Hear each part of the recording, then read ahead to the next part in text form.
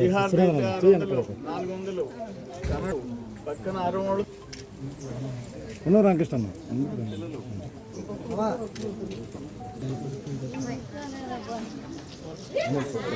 చూడండి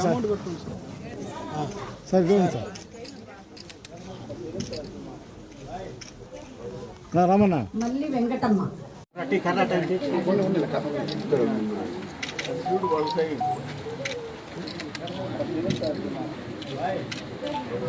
రామన్న మళ్ళీ వెంకటమ్మ అన్న కావాలిన్నా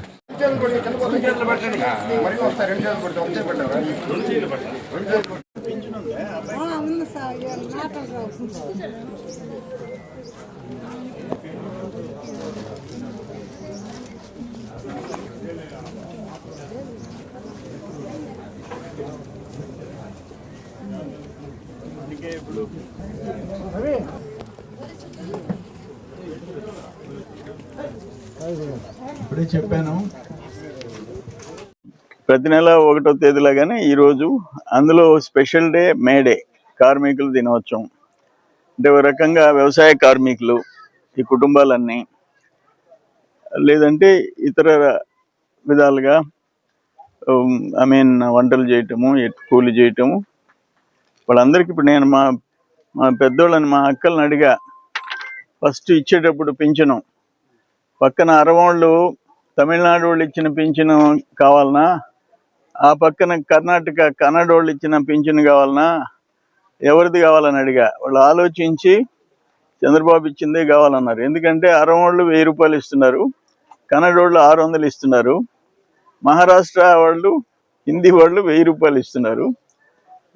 ఆఖరణ మనకంటే 4000 తర్వాత ఇచ్చే రాష్ట్రం తెలంగాణ 2000 ఇస్తున్నారు.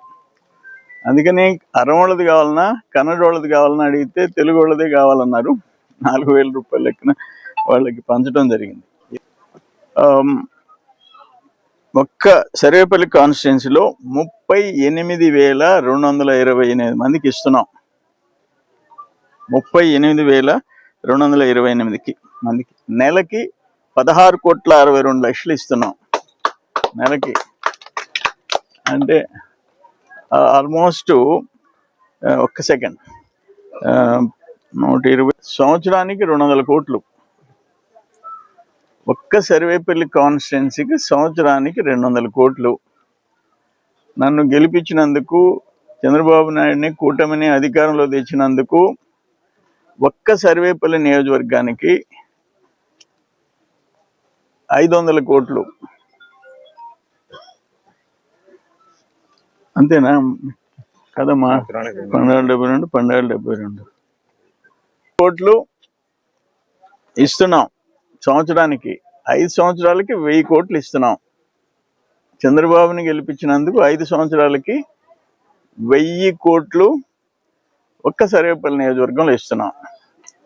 దాంట్లో 4000 రూపాయలు పెంచిన ఆ స్థాయికి తీసుకొచ్చిన నాయకుడు ఎవరంటే చంద్రబాబు నాయుడు.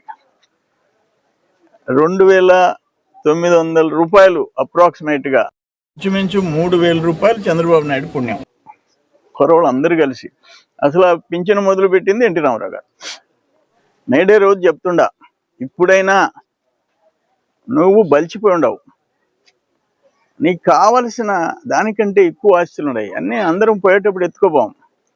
నువ్వు సక్రమంగా టాటా బిర్లాల కంటే ఎక్కువ సంపాదించు, అంబానీ అదానీ కంటే దాటి వెళ్ళిపో, మేము కూడా హ్యాపీగా ఉంటాం.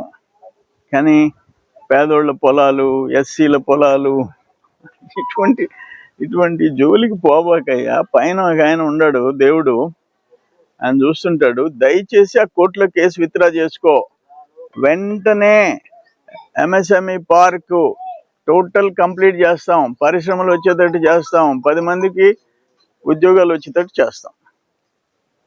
మేడే శుభాకాంక్షలు ఆయన మాజీ మంత్రి గారికి తెలియజేస్తుంటాం. మరిన్ని అప్డేట్స్ కోసం మన HN9 టీవీ ఛానల్ని సబ్స్క్రైబ్ చేసుకోండి.